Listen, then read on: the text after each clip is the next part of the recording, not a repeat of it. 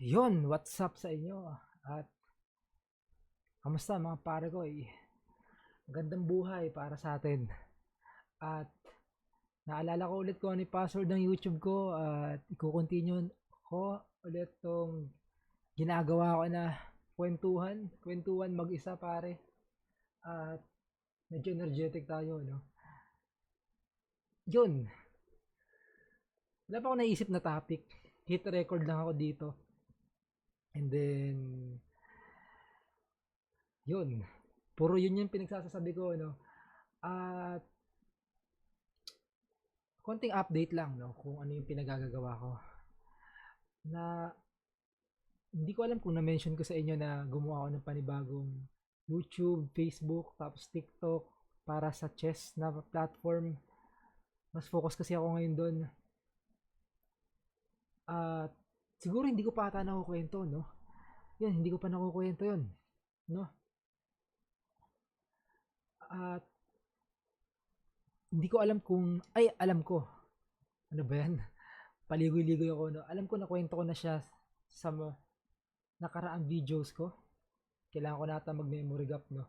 Sa nakaraang videos ko dito na naging ano ako, naging isang ambassador ako sa isang game ng hindi inaasahan pare ko, no? Hindi ko unexpected rin 'yon, no? So, umpisahan natin yung story at 'yon ay isang chess na game. Variant siya ng chess at ang tawag sa kanya ay Ane Chess. So, umpisahan na hindi ko alam kung paano ko 'to kukuwento, eh, 'no? Hindi ako sanay magkuwento, eh. Siguro umpisahan ko sa pinakauna kung paano ako napunta do'n ay yung gumagawa ako ng mga content about chess sa page na Facebook ko tapos TikTok. Do'n ako focus and then nag-create na rin ako ng YouTube. Separate yun, hindi nyo makikita dito yun. At, at, yun. Gawa ko ng mga funny clips sa chess. Ganun yung pinagagawa ko. Tapos, nag-iisip ako ng mga content. Kasi nung time na yon nung nagpo-focus ako sa pag-create ng mga chess, wala akong trabaho nung nag-quit ako. Magja-job hop kasi ako nun. So, mga ilang buwan din akong nabakante. So, habang free time ko, wala pa naman ako ng work noon. Naisip kong mag-create ng mga chess content. Ah, inspire ako kay Dudge eh. Siya yung nakita ko na nagko-content ng chess na nakakaaliw. So, comedy yung niche niya about chess. Pero ngayon hindi na ata siya gumagawa ng mga chess. Pero sobrang nakakatuwa talaga at naisip ko na parang kaya ko din gumawa ng ganitong content ah. Sanay rin naman ako mag-chess. At yun, doon nag-create ako ng mga chess na AI, may AI voice tapos hindi ako nagsasalita, AI yun. Yung mga boses nila Manny Pacquiao, Rendon, nila Paulol. At napansin ko ang daming views. No, yung mga alam ko first 10 na puro AI yun. Ang daming mga views no, nakakatuwa. Tapos yun, nag-continue na at naboboard na rin ako na parang paulit-ulit na yung nangyayari. Tapos naghanap ako ng ibang content. At merong dumaan sa feed ko na nag-share ng chess. Pero hindi siya chess na game eh. Variant siya ng chess at ang pangalan ng Ana Chess. Tanda ko pa ang pangalan si Archer Perez yung sa kanya ko nakakita yung game na yun. No? Sabi ko ba bagong chess to ah. Mukhang interesting to. Kaya naisip ko na subukan. Yun, doon ko siya sinubukan. At napansin ko medyo konti pa lang yung players din ng mga naglalaro. Ano? Tapos Web3 game siya. So wala akong idea sa Web3. Hindi pa ako nakasubok nun. At alam ko may Axie ng panahon nun eh. Pero wala. Hindi ko talaga siya natatouch kung ano meron dun. More on sa game lang ako na about MOBA, Dota 2, kung familiar kayo doon. At yung chess, yung traditional chess. Pero, ayun, balik ako dun sa kwento. Nakita ko yung Ani Chess. So, sabi ko, gagawin ko lang siya ng content. Yung first idea. At, at, at, parang nahook ako dun sa game eh. Kasi, ano, nakaka-enjoy siya. As in, hindi siya yung, ano eh, as in, may twist kasi yung chess. Mahirap na yung chess, no? Pero nung parang nilagyan nila ng, yung piece nagiging invi, yung piece nag-teleport, nag-a-add ng another pawn, yung pawn nagiging knight. Hindi ko angas, no? Tapos yung isa pang madaya doon nung na-nerf na kasi to, no? Yung mga piece mo pwede gumalaw ng parang queen. Isang beses lang. So napakadaya talaga nun. Ngayon inalis na yung bawal na kainin. Yung king, gamit yung spell na yun. Wait lang, no? Sa mga hindi nakakagets at hindi nagche-chess dyan. So, sa madaling salita na lang, para lang, ano lang yung kinukwento ko lang dito, yung strategy doon, parang nag-level up, at yung move yung mga pinagsasasabi ko ngayon. At yun. So, nahook ako dun sa game, and nakita ko na merong leaderboard. So, naisip ko parang nadadalian akong umangat. Kasi ano pa lang ata 'yon, no? Nasa ano pa lang sila, 100 players pa lang ata nun. 100 plus, basta hindi pa ganoon kadami. So, sa 100 plus na 'yun, umabot ako ng around 50, top 50. So, naisip ko na parang gusto ko siyang i-ano mag-climb pa. Magka-climb pa ako na sumubok. So, habang ginagawa ko yun, nag-share ako ng mga content about doon. Pero yung videos ko doon, medyo mababa yung views eh. Parang siguro dahil wala pa nga naglalaro, hindi pa na-appreciate ng iba. So, pero wala akong pakialam nung time na yon, parang naisip ko lang okay siya, try ko lang ilaruin at gawa ng content doon sa chess ko. Sa chess na niche ko sa doon sa Facebook. At meron pa silang Discord. At ang nakakatawa pa dyan, yung Discord na yon, meron pang separate channel for Philippines lang. Parang, parang mararamdaman mo na importante ka eh. Kasi, yung general, different country yun. Tapos, meron silang uh, channel about Philippines lang. Hindi ko alam kung may mod or rules sa Discord na isang bansa lang yung nakikita ko kasi dahil nasa Philippines ako nung sumali ako dun sa Discord nila. Pero, ewan ko kung may ganun. Pero, ang angas lang kung titingnan mo. So, ang laking support nila sa Philippines. Nakakatuwa nga yun. At tapos, eto na. Nag-announce sila ng tournament. At yung tournament na yun, may kalakihan yung prize. Yung mananalo sa top 1 ay 200, basta 100 plus, 150, 180. Alam ko 200, ayan. To be exact, 200k yung mag-champion. At ako, wow, ang angas, no? Ang laki nun. Kasi, kung pansin nyo sa mga tournament ng chess, parang hindi ganun kalakihan yung mga nakukuha dito sa Philippines. Ganun yung uh, napansin ko din. At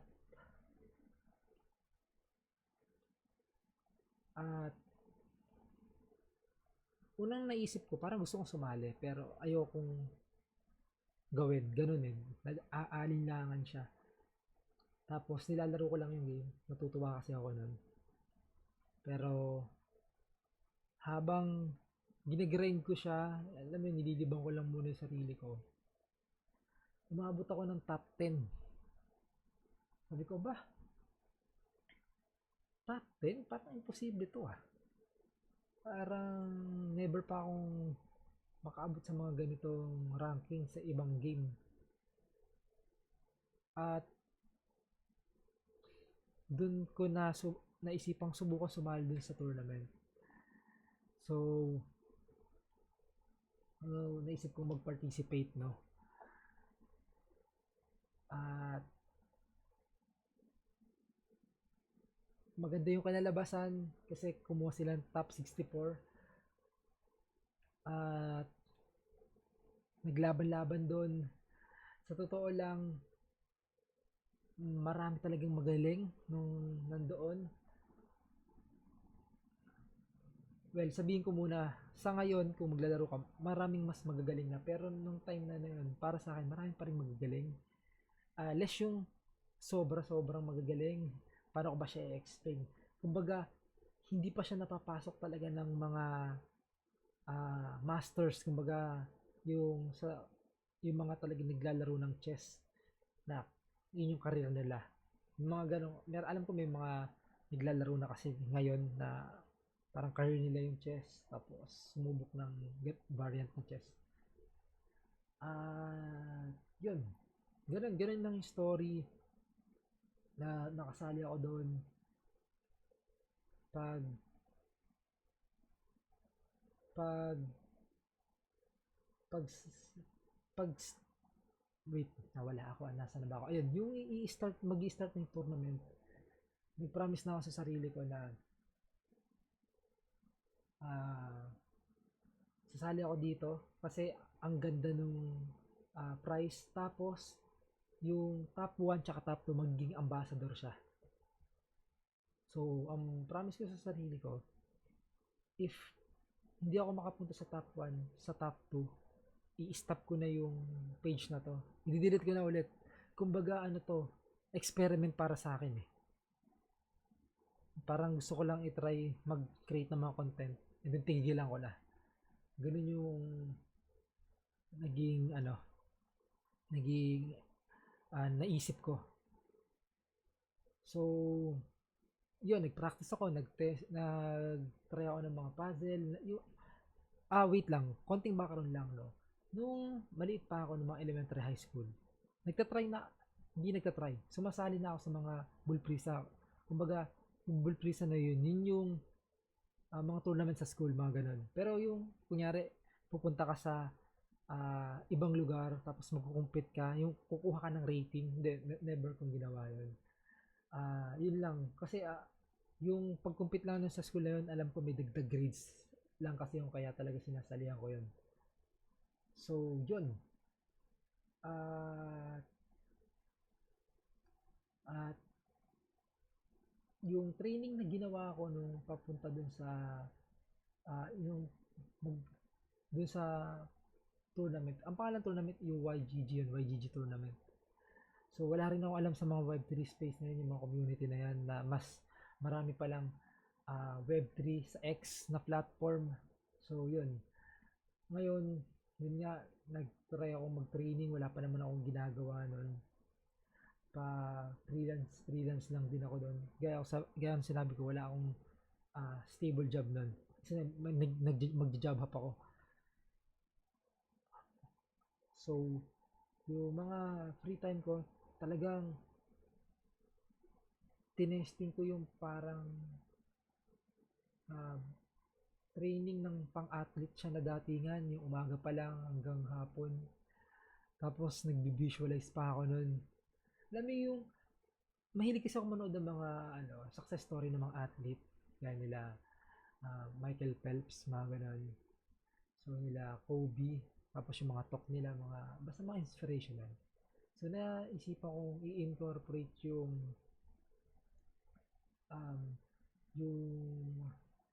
tawag dito, yung mga style nila sa pagtitrain.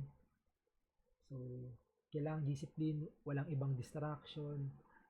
For, alam ko, 1 month yung ginawa yun. 1 month, 2 months ata. yung preparation ko nun. So, ganun ko siya, inano. Sobrang iksi lang, pero yung training ko parang naramdaman ko na nasa 9 months. Ganun yung ramdam ko 9 months eh, kasi talagang in-strict yung sarili ko. So, ganun lang siya. At nung nag-start na, marami ako mga blunder tapos mga lucky moment dun sa nung start na yung game, nung ni-stream yun. At ang nakakatuwang part dun, pumasok ako sa top 4. Tapos yung top 4 na yun, top 4, top 6 ata, yung top 6. Top 6 na yun, gaganapin sa offline, yung face to face. So, maayos ka ako. At nakakatuwa na napapasok ako sa ganitong tournament. Well, first time ko ulit uh, mag-tournament ng chess.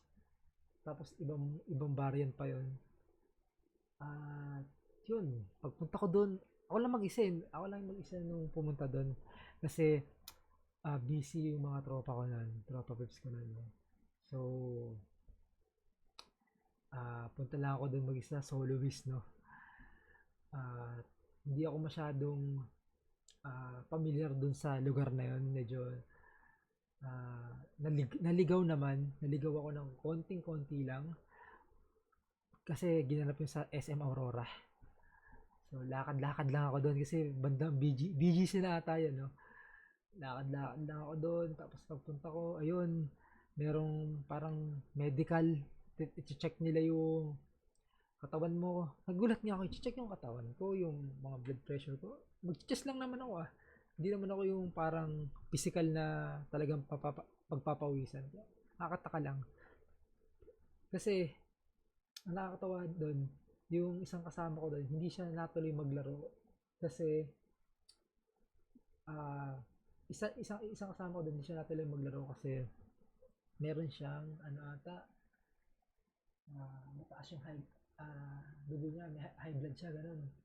Tapos, gusto ko nga sabihin dun sa doctor, magas ako, bakit kailangan na hindi siya matuloy, mag-chest lang. Kaya gano'n. So, medyo nakaramdam ako ng konting, yung lungkot. Kasi, siyempre, kung ako pa ako yun sa sitwasyon niya, parang sayang. Sayang yung pagod, yung biyahe. Tapos, sure naman ako kahit pa nag-training din yan. Kaya, yun lang. So, yun, tuloy ko yung kwento. Yung mga nakilala ko doon na mga players, mga CM, at yung talagang uh, sumasali sila sa mga on the board. Hindi ko alam kung ano yung tamang term doon. Yung meron silang tinetesting nilang mag-rating, ganun. At yun, na sila din yung parang nakakwentuhan ko about ano yung nangyayari sa industry such as sa PH.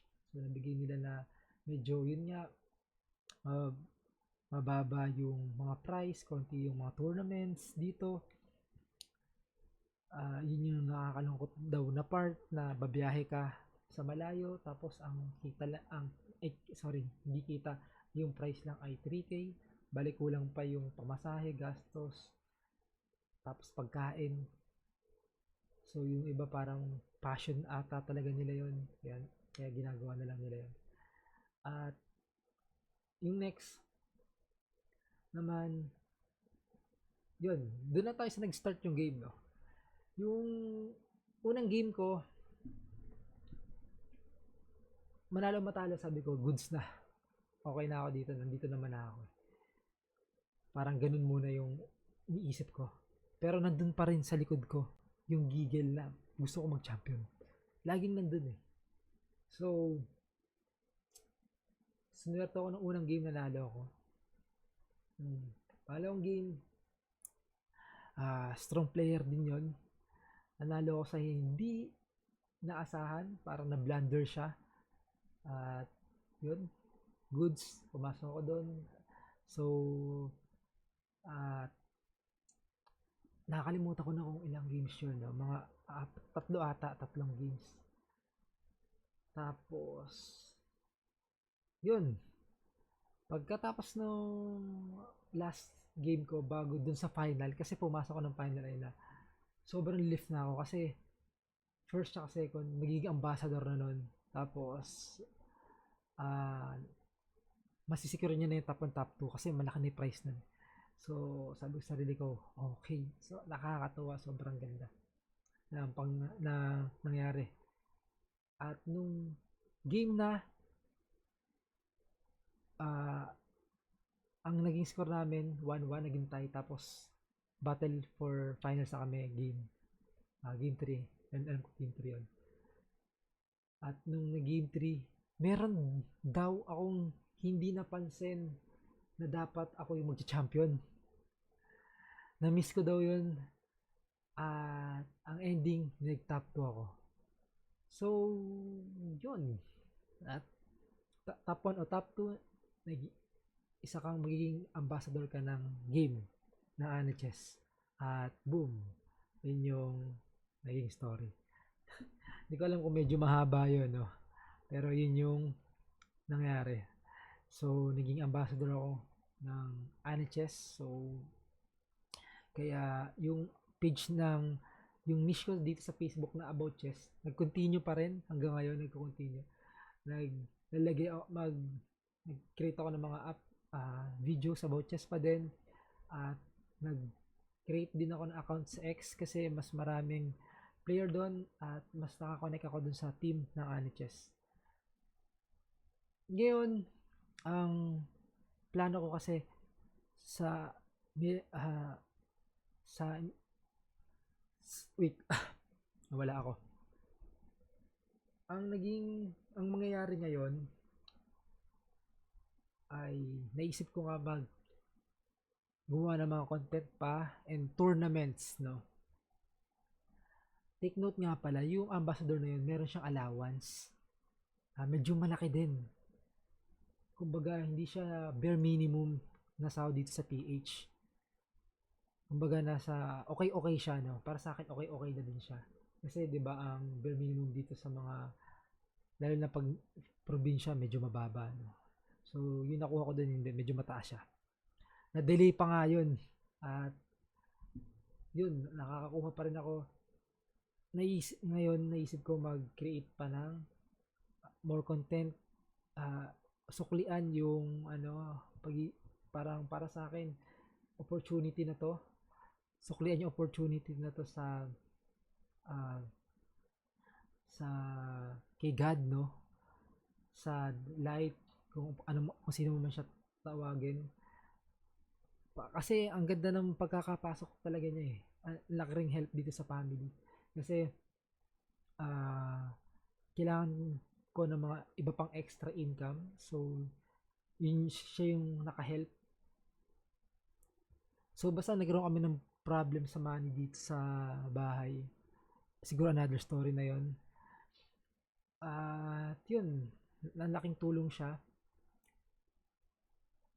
Pero ang goal ko ngayon mga Bermat sa mga susunod, ng mga tournaments, no? Kasi nga, sabi ko nga sa'yo, nagkakaroon kami allowance. Naisip ko yung allowance na yun, ma-create ko yung content about dun sa more on NHS talaga.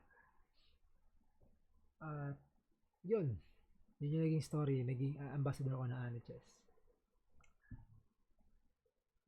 Yun, kung gusto nyo, para promotion na din to, no? Yun, kung gusto nyo na, kung nag-chess ka at gusto mong mag-try ng ibang variant ng NHS, ibang variant ng chess bukod sa Chess 960, punta ka lang sa anhs.com. So, or kaya visit mo na rin yung page ko, RSL. Sa Facebook lang yun. Doon ako mas maraming audience. At X kung may platform ka man. RSL din. At ano pa ba? So yun lang yung siguro update ko. Dito naman sa ginagawa natin dito, parang podcast na rin to, no? Ganun rin to nakikita eh. Parang podcast na rin siya.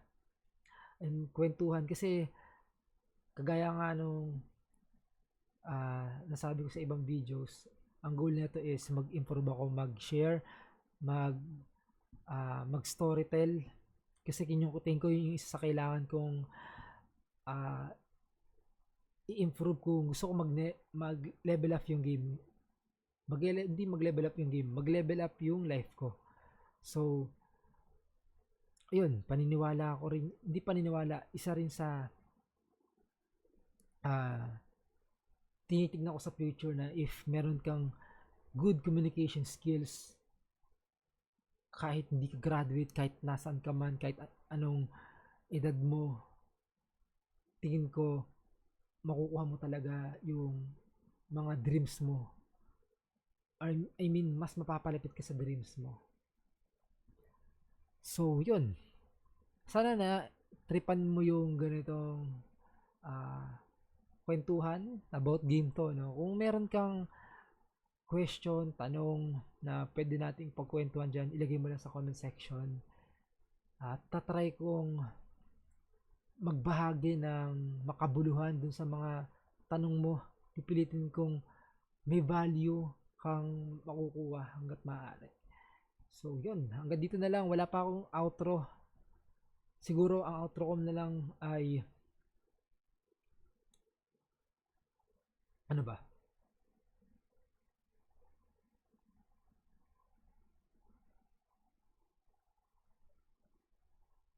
Um, come, come from the giving place. Yun yung parang naisip ko. Kung may, kung ano ba, yung thoughts, lahat, kung meron kang, kung tutulong ka, kung meron kang sasabihan, make sure it comes from the giving place. Ewan ko kung cringe yun, pero yun. Salamat sa pakikinig. Boom!